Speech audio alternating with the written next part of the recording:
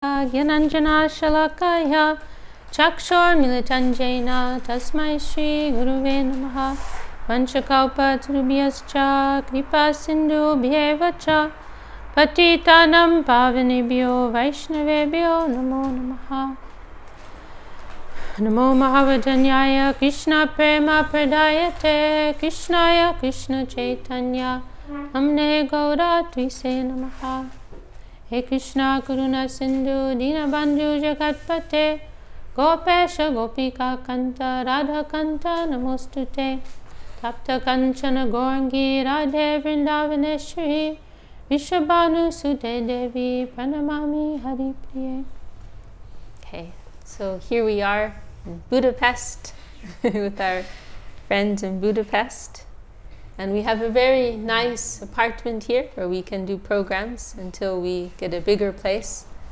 And actually it feels very nice to do it this way.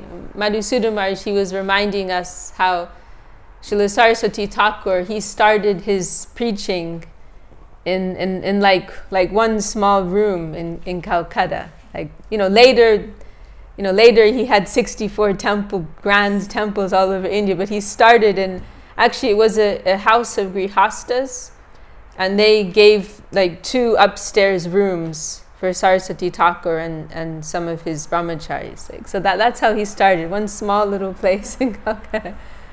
And also Gurudev mentioned that in Italy, the Villa Govinda ashram, I don't know if any of you saw, but before they had that place, they had a very small place, maybe like half an hour away from the current temple. And it's literally a converted barn, a barn shed that was converted into a like a small living space. It was very like this, actually, like this size, the size of this room. And then there was like a loft, so there was like kind of a second layer. But like that, very small kitchen, very small sitting area, and like that. And then later they got the big, beautiful Villa Govinda. So it feels nice, like following in that sequence. And now we have a nice apartment. And this is such, I like being like right in the heart. This is like Saraswati Thakur's style. Like he didn't like to be out like in a retirement country home. He liked to be right in the middle of everything. So it's nice to have some time here in the heart of the city. And when Krishna likes, then we'll get some bigger place. But for now, this is very, very nice, very suitable. Okay, so we are continuing with our Bhagavad Gita discussion. I think we're on the 6th, it's the 6th Bhagavad Gita discussion now. And we are coming to the end of chapter 2. We'll just go through verse 61 again, so we can chant the verse together. And we finished on this very important verse, very famous verse, where Krishna is speaking about the need for developing a higher taste. And Swami Maharaj took that phrase from this verse, that somebody can artificially renounce everything. Oh, are you translating? No. Oh, okay. Oh, okay. Okay, I was just checking if I should go more slow. You can follow me, more or less? Yeah. Yes. You can, okay, good. Your English is good now. So, this verse 59, saying that somebody can artificially renounce the objects of the senses, but inside their heart, the desire remains within them. But the bhakti yogi, they're developing a taste for something higher. So naturally, they're becoming detached from the lower taste. Because actually, our nature is to be attached. You can't avoid attachment. It's just the only question is if you will be attached to something material or something spiritual. But any state of just detachment by itself, it's very temporary. You cannot maintain it for a long time because it's so unnatural, it's abnormal to the soul. So this is like the secret of, one of the secrets of bhakti, that by developing a taste, attachment for something higher, then automatically you're losing that lower taste. And then that, and that's why our gurus, they never put so much emphasis on like trying to beat down our material desires and material attachments, because it's something that will naturally take place, through, as Gurudev would say, through Shravan and Kirtan, through hearing and chanting, then that purification will naturally take place. So one way he said it was, we don't have to, like in a pushing way, like a forceful way, we should not try to restrain the senses, but continue. The main focus in the cultivation of devotion is always on cultivating devotion, not trying to stop. So how's your spiritual life going? Oh, well, I'm trying to stop smoking. I'm trying to stop eating meat. I'm trying to stop this. Like, that's what your spiritual life is about. No, I'm trying to chant, I'm trying to have association with the devotees. That's what spiritual life is, like doing something positive. And by doing that positive thing, then the lower thing will leave us by itself. So it's an important point made here. And then we can chant verse 61 again. Tani sarvani samyamya yukta sita matparaha vashehi yasyanjayani tasya pragya pratishtita. Devoted to me, the bhakti yogi brings his senses under proper control. Firmly established is the wisdom of one whose senses are controlled. Okay, verse 62. Jayato vishayan pumsa sangasteshu bhajayate sangat sanjayate kama kamat krodo bijayate. But one whose thoughts dwell on the objects of the senses becomes attached to them. From attachment, desire is born, and from desire, anger arises. Verse 63. Krodad bhavati samoha, samohat smriti vibramaha, smriti bramshad buddhinasho, buddhinashad pranasyati. Anger gives rise to delusion, and the power of delusion causes forgetfulness. Forgetfulness destroys the intelligence, and when the intelligence is lost, one loses all. So this is a very helpful sequence which is being described here. This is something that we all go through, So it's like Krishna's deconstructing this whole process, First, and this is an interesting point. Like the first step here is sangat sanjayate kama, that by association attachment develops, And this is something that we can use to our advantage or our disadvantage. If we're associating with positive persons, positive things, positive environment, then we'll begin to become attached to those positive things. But if we're associating in a negative environment, negative things, negative persons, then we'll become attached to those things. It is the nature of the mind. It likes to latch on to whatever it's around. So through the association of the objects of the senses, then attachment develops.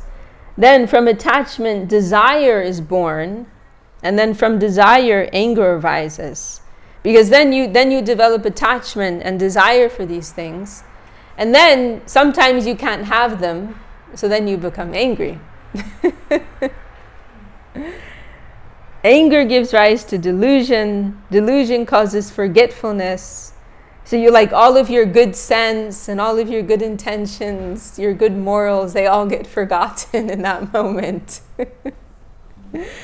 Like you see sometimes, and we all experience, but sometimes somebody may be very wise person, but they can have these moments where they just lose everything, Or you also read about great sages, like in the Mahabharata and other places, very great sages. They also sometimes they'll just lose their cool. They'll just become very angry about something, and they'll start cursing everybody around them. It's interesting though, because especially if you go through the full version of the Mahabharata, the condensed version, there's a lot it's very condensed, But like I remember when I had from Janardhan Maharaj, actually, he gave me one. I don't even know if it's the full version, but it's much more full than the ones that people usually read. But it's like every other page, like there's another sage cursing somebody. But it really makes you think, like how rare is the Vaishnava? Because the Vaishnava, the real Vaishnava, is an embodiment of humility, tolerance, and respect. But how difficult actually is it to practice humility, tolerance, and respect? Even these great sages, they're very, very qualified, very intelligent, very renounced persons. And they completely lose their sense in these moments of anger. So then you appreciate how great are the Vaishnavas and how rare and difficult it is actually to practice these teachings of Mahaprabhu. Gurudev, he quoted one, I think it's by Bhaktivinoda Thakur, one verse saying that I thought that I would become a Vaishnava, and then I heard about the Trinada P verse, and I thought, oh, it is impossible. I can never be a Vaishnava. If that's what it means to be a Vaishnava, it's impossible. I can never practice this, humility, tolerance, and respect. Somebody can become completely detached from their senses and all the objects of the senses. They can become very knowledgeable, do so much study. They can become very great, very powerful in different ways. But then these things, they sound very simple, but very difficult. So they can have so much qualification and other things, but then they cannot practice humility, tolerance, and respect. Should we do some translation for Vrinda Priya, maybe? What she's doing. Okay, I'll go a little slow. I'll try and go a little slow.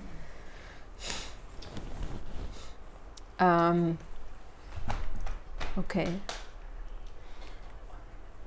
So we can continue. So verse 64. Ragadvesha vimuktaisthu vishayan indriyaischaran atmavasya videyatma prasadamati gacchati. But the integrated person who can control his mind at will, and who, free from attraction and repulsion, accepts his worldly necessities through his controlled senses, attains tranquility. So this is very key, this word here, the integrated person.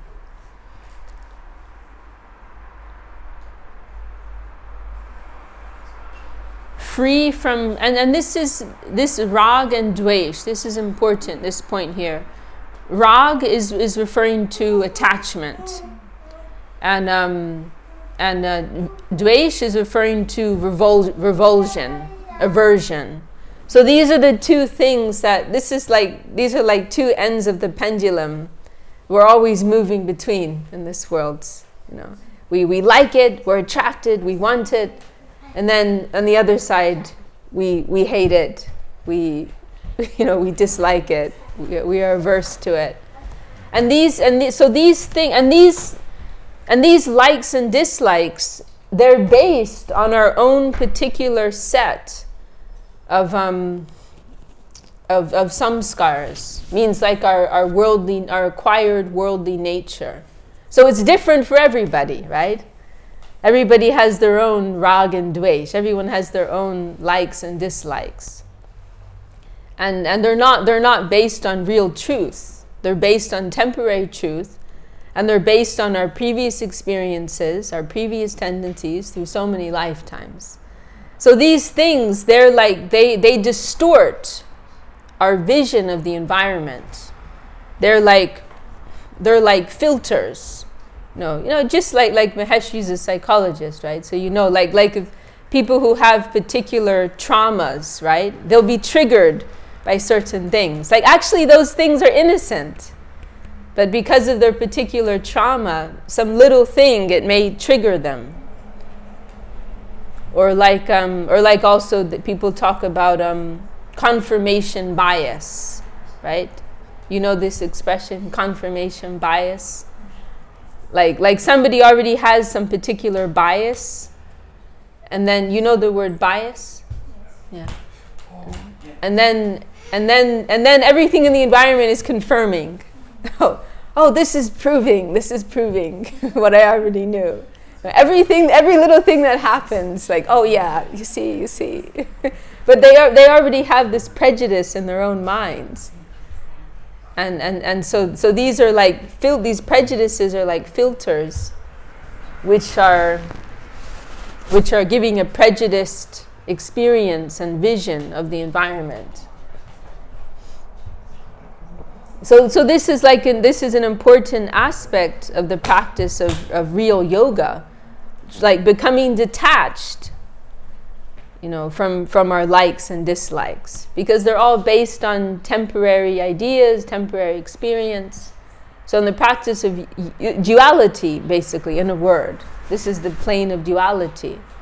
So the practice of yoga involves becoming detached from this whole play, like and dislike. Neutral position is beneficial. Right, a neutral position. Yeah, exactly.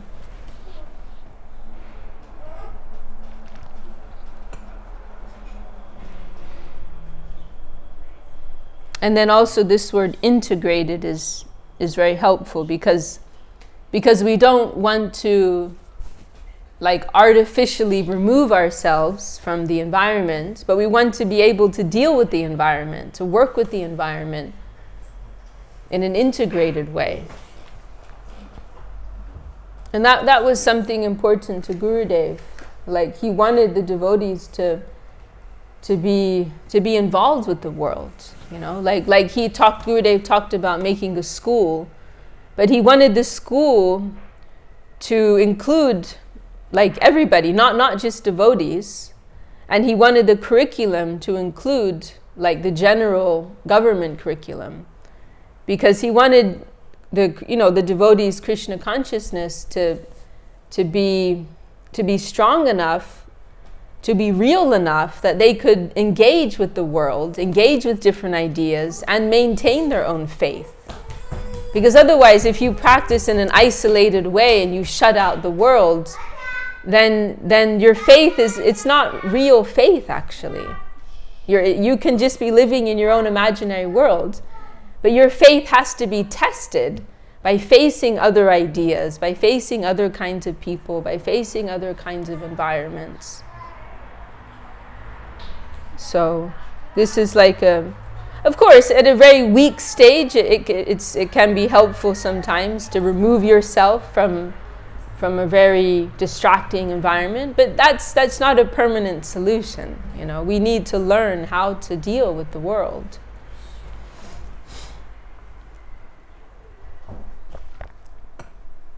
Okay. So, like the ideal of Krishna consciousness is that we are reciprocating with the world, but the inner standpoint is different. We're trying to see everything in connection with Krishna. So like here in the word for word, Sagar Maharaj is mentioning this, or maybe it's in the Bengali as well, I don't know. Yukta, it would be nice to look at the Bengali too. Yukta Vairagya, and this principle, Yukta Vairagya means properly adjusted renunciation, properly adjusted detachment.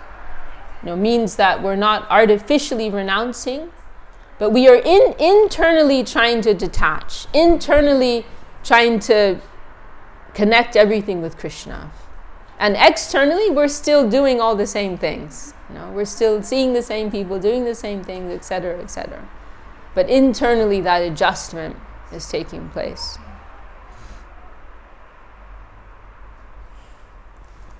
Okay, so we'll go to So 65. Prasade sarva dukkanam hanirasyo pajayate prasana chetaso yashu buddhi paryavatishtate. When one attains a peaceful heart, all his sorrows are dispelled. The tranquil person's wisdom swiftly becomes steadfast. Okay, 66, we can chant together. Nashti buddhya yuktasya nacha yuktasya bhavana nacha bhavayata shantir ashantasya kuta sukham. A person bereft of self-control can have neither wisdom nor meditation. Without meditation, there is no peace. And without peace, where is the hope for happiness? And this reminds me of Srila Sridhar Maharaj's explanation of what is real freedom. I'm trying to remember the Sanskrit word for freedom that he used. I can't remember right now, but Srila Sridhar Maharaj, he explains that the Sanskrit word for freedom, swadhina, maybe it was swadhinata, it means to have self-mastery, to have control of oneself. That this is the meaning of the word for freedom in Sanskrit, which is just the opposite of the general idea. Because the general idea is real freedom means that you can use your senses however you like. That you can, whatever food you want, or wherever you want to go, wherever you want to travel, whatever you want to eat, whatever activity, anything you want at any time, you can do it. Like, this is the general idea of freedom. But actually, that is freedom of the senses, which binds you more and more. It doesn't give you real happiness. Actually, you just become more dissatisfied, because no matter what you get, you always want more, right? This is how it works. So the way Srila Sridhar Maharaj put it very nicely was, do we want freedom of the senses or freedom from the senses? To be free from that pull of the senses, that is real freedom. To have control of the senses, that is real freedom. To not be dictated to by your senses. Like, oh, my eyes are taking me here, my ears are taking me here, my stomach's taking me here, my genitals are taking me there. Like our bodily urges, the pull of the senses, the mind, they pull us in all these directions. Real freedom is to be free from those things. To be able to make your decisions upon a higher level of truth, rather than what your mind is telling you at this moment right now.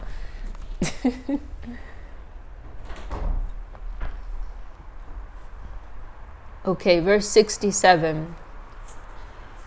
Indriyanam hi charatam yanmano nuvidiyate tadasya harati pragyam vayornavami vambasi.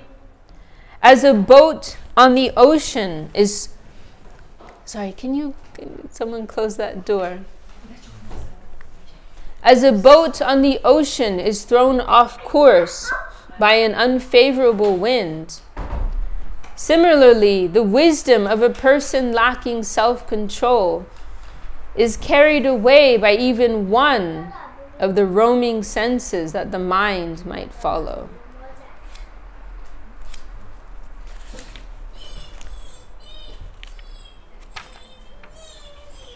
Wait, so that was 67.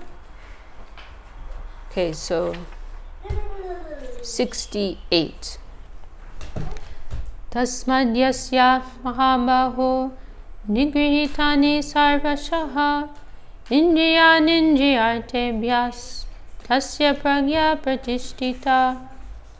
Therefore, O subduer of the enemy, one whose senses are fully withdrawn from their objects, is a person of firmly established wisdom. Okay, verse 69. This is another famous and very helpful verse. Yanisha sarvabhutanam tasyam jagati samyami yasyam jagati bhutani sanisha pashato mune. That which is day for the self-controlled sage is night for all beings. And that which is day for all beings is night for the sage who sees. So, where the realized souls are awake means the plane of spirit, the plane of consciousness. We are asleep to that. And we are awake in the world of the senses. And that is like darkness to them. They are asleep to that world of the senses. They don't experience that world of the senses. So it is diametrically opposite. It is like, like in the world, we find so many interesting things, right? There's so many interesting stories and books and movies and so many places to travel, to visit to, and so many different foods to try. Like, there are so many interesting things in the world, right? But for the pure devotee, they look at that all like a desert. Nothing there. Nothing there. Like in Mahaprabhu's Shikshashtakam, he describes that. Like everything is a void without you. That, what is that? Yugayitam nimeshena chakshusha purushayitam shunyayitam jagat sarvam govinda virahenim. Like in separation from you, one moment feels like forever.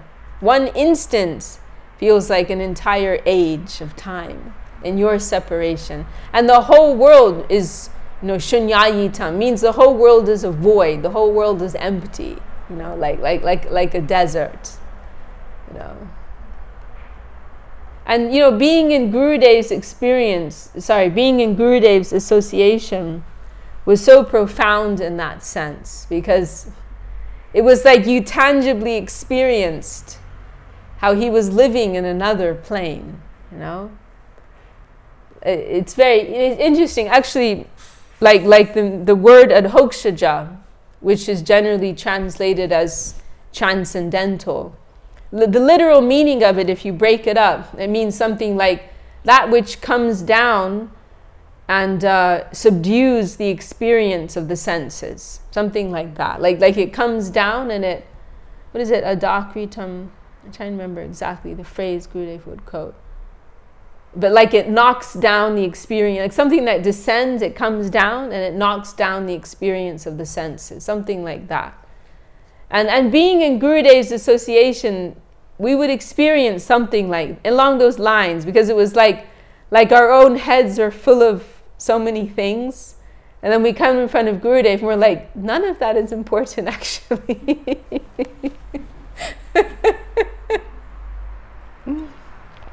Suddenly all these things I thought were so important or so interesting, like now I'm in front of him and it's like, now they've all just reduced. Like this. Now they're poof. They've all vanished in a puff of smoke. Like it was like that, And it was funny sometimes too how Gurudev would often just like not reply to certain things. Like somebody might tell, or even sometimes if someone would ask him something, he might just like look at you.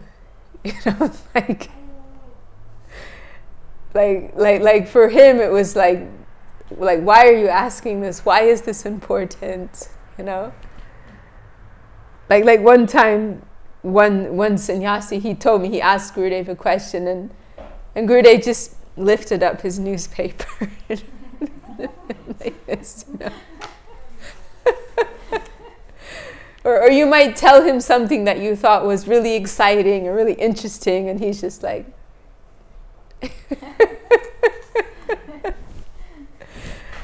he was just living in a higher sphere, and those things were not interesting and not important to him,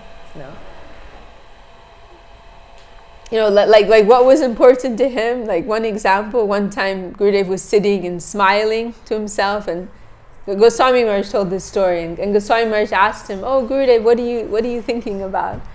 And then Gurudev started chanting this verse, is in Sanskrit, and he said, Mother Jashoda is doing arati to Krishna's face. Like that's what he was meditating on.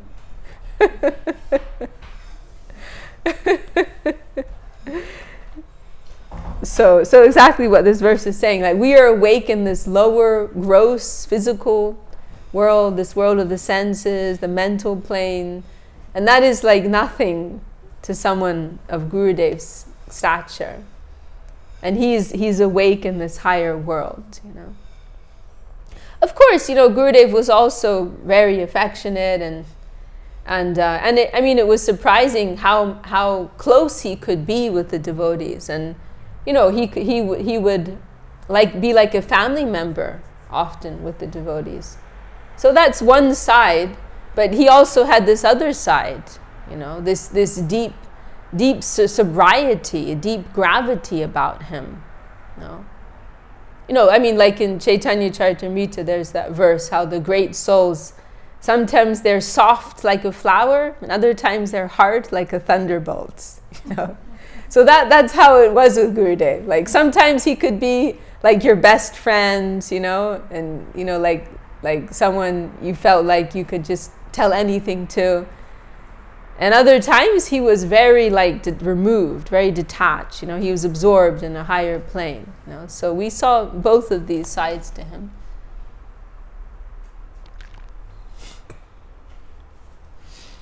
Okay, read a little more. We can finish the chapter.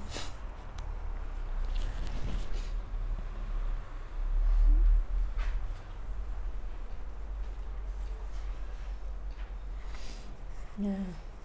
And also another thing I'm remembering too is how, this point how we have to make gradual progress. Like the transition, it's a big transition. If we're talking about transitions, this is a big transition. Going from material to spiritual consciousness. I'm just remembering, we can't immediately jump there. I'm reminded also of that incident when Srila Sridhar Maharaj and Srila Swami Maharaj Prabhupada, they were speaking for 3 hours in Bengali and getting very excited and very happy, and one of Swami Maharaj's disciples, Achyutananda, American, he was there, and he's like, what are they talking about, for 3 hours? And then he asked Swami Maharaj later, what were you talking about with Sridhar Maharaj? And Srila Swami Maharaj said, if I were to tell you, you would faint. Means like what this verse is saying, you can't maintain your consciousness in such a high plane. We're talking about such fine and higher things that you won't be able to stay awake in that plane. So it'll be like you'll faint. It's like for example, if you put a child in a grown-up class, maybe they can sit there for 5 minutes, then it's like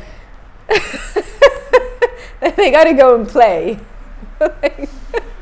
Their consciousness cannot handle so much information and such complicated, sophisticated subject matters. It's like they can handle it for maybe 5 minutes, then you got to go. So we're also something like that,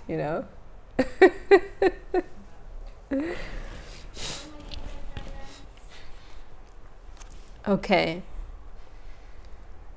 So we are in verse 70. We have a different meter here.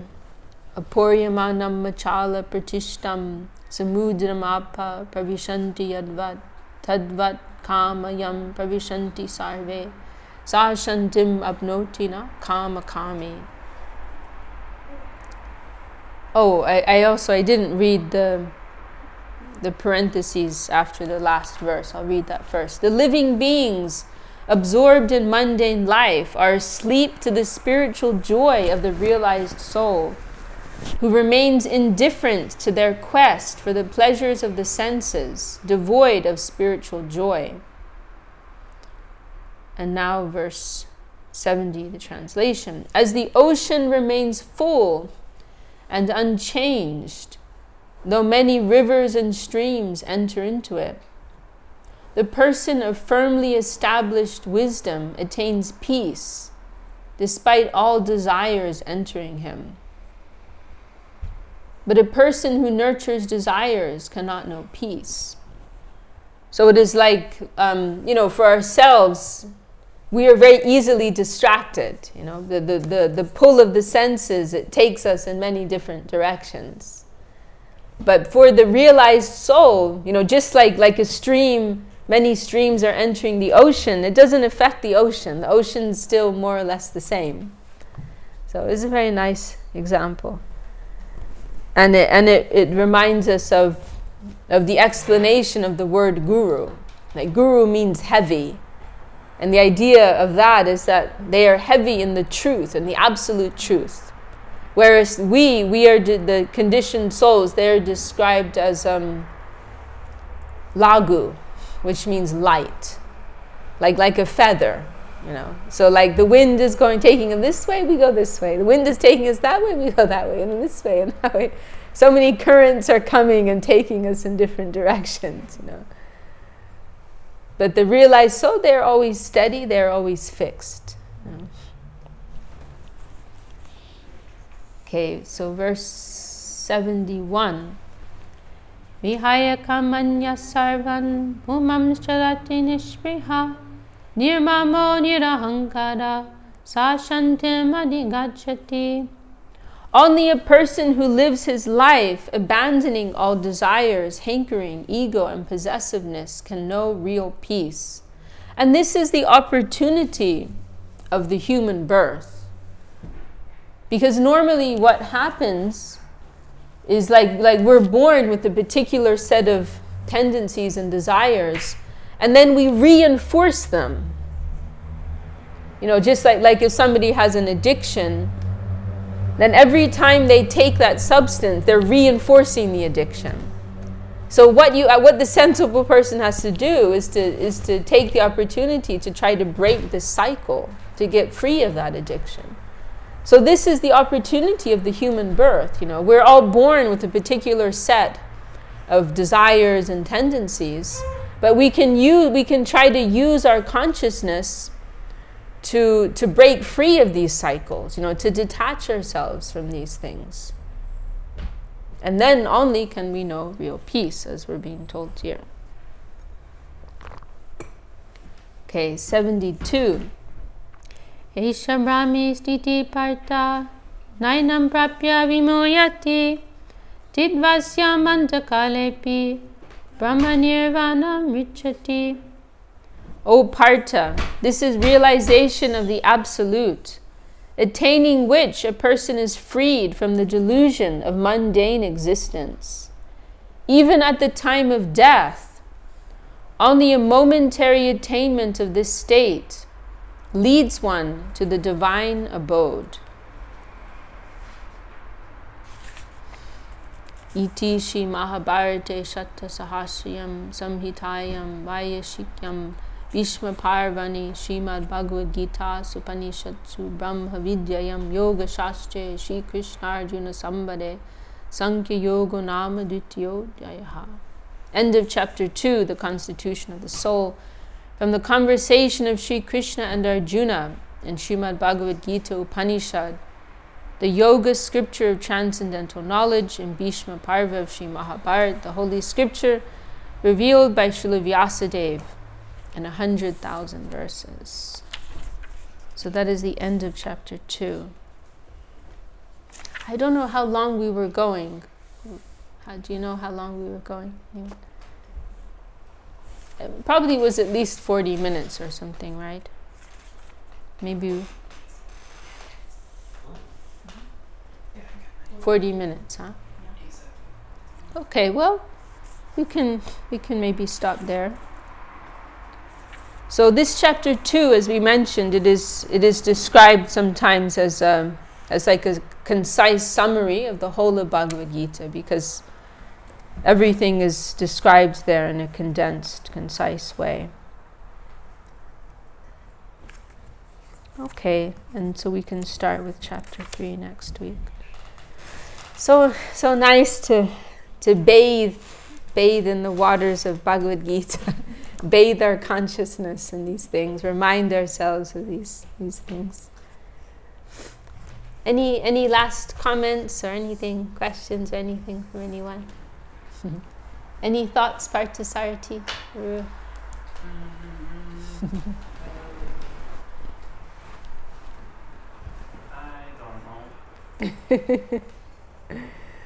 We're happy you can be here with us.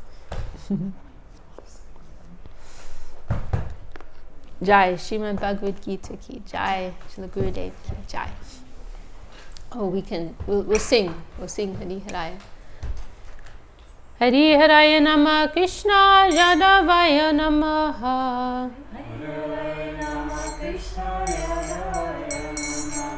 Hari Haraya Namah Krishna Yadavaya Namaha.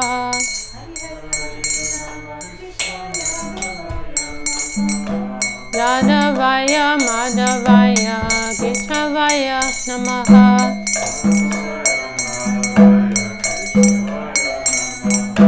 Gopal Govinda Ram Shri Madhusudana.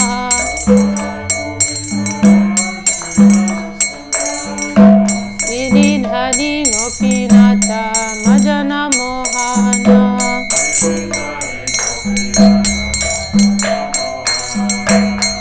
Chaitanya Nityananda Shri Advaita Chandra.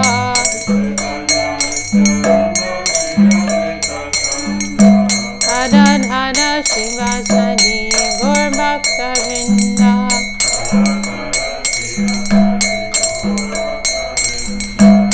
Sai Rupa Sanatan Bhatta Raghunatha.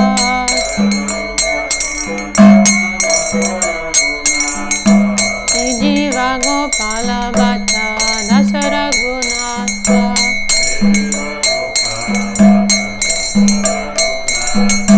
Nishai Gosai Kodi Charana Khandana.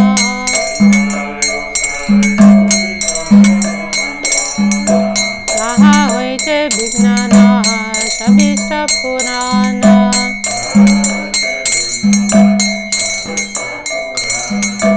Nishai Gosai Jai Muita Danasa.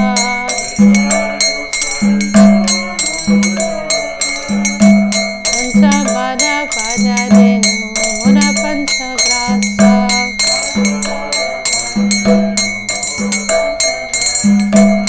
Sandera Chasana Sebi Bhakta Sane Bhasa.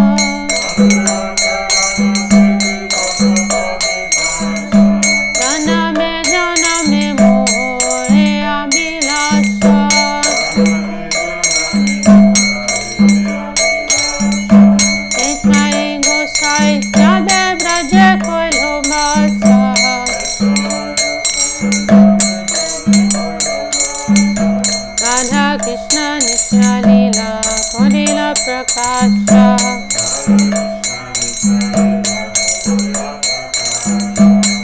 Anande Bolo Hari Bhaja Vrindavana.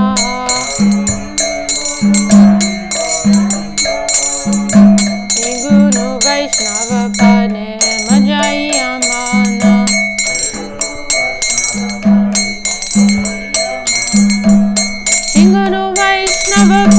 Padma, oh, there's a cut there. Shri Guru Vaishnava Padma Kodiyasha. Harinam Sankirtan Gohe Narutamanasa.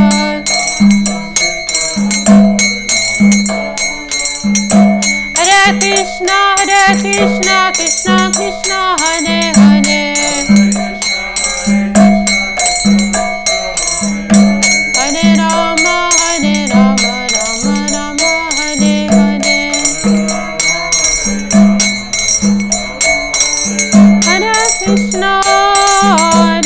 Krishna